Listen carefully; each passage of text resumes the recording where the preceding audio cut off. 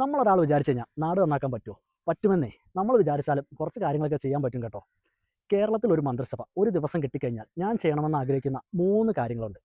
അതിൽ ഒന്നാമത്തെ കാര്യം നമ്മുടെ മുഖ്യമന്ത്രിക്ക് ഒരു നിർദ്ദേശമായി നൽകുകയാണ് കേട്ടോ. വേറൊന്നുമല്ല, നമ്മുടെ മന്ത്രിമാരുടെ എല്ലാം ചികിത്സ.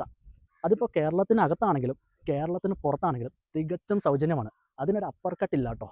അത് തീർത്തും അനിവാര്യമാണ് താനും. കാരണം എന്താണെന്ന് വെച്ച് കഴിഞ്ഞാൽ ഈ പൊതുപ്രവർത്തകർ അവരുടെ ആരോഗ്യവും അവരുടെ സമയവും എല്ലാം ചെലവഴിക്കുന്നത് നമുക്ക് വേണ്ടിയിട്ടാണ്.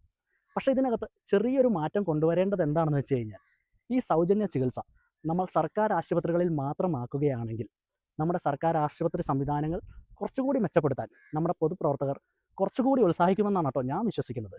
ഞാനത് പറയാൻ കാരണം എന്താണെന്ന് വെച്ച് കഴിഞ്ഞാലുണ്ടല്ലോ, കഴിഞ്ഞ ദിവസം നമ്മളൊരു വാർത്ത കണ്ടു കേട്ടോ. ബീഹാറിലൊരു സർക്കാർ ആശുപത്രിയിൽ ഒരാളുടെ കാലൊടിഞ്ഞിട്ട് ഇടാൻ പ്ലാസ്റ്റർ ഇല്ലാഞ്ഞിട്ട് കാർബോർഡ് വെച്ച് കെട്ടിവെച്ചേക്കുന്നത് കണ്ടു.